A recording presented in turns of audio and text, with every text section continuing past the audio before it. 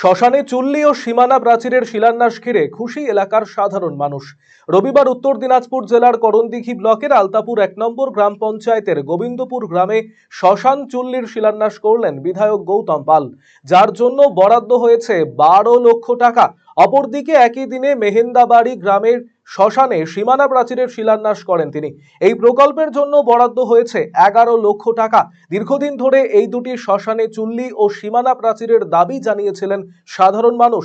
অবশেষে বিধায়কের উদ্যোগে দাবি পূরণ হওয়ায় খুশি গ্রামবাসীরা। আগামী দিনেও এলাকার আরো উন্নয়ন করা হবে বলে জানিয়েছেন বিধায়ক।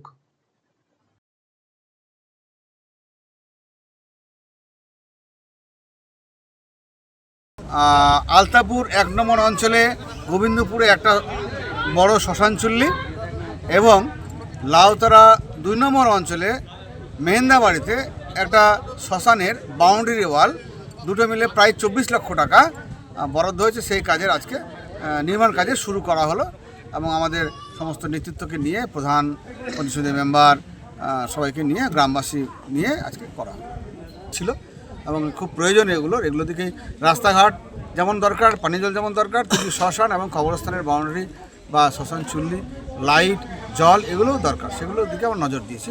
আমার বিধানসভা এলাকার প্রত্যেকটি কবরস্থানের বাউন্ডারি আমরা করব, প্রত্যেকটি শ্মশানের বাউন্ডারি এবং চুল্লি আমরা করব, এটা আমরা টার্গেট করেছি।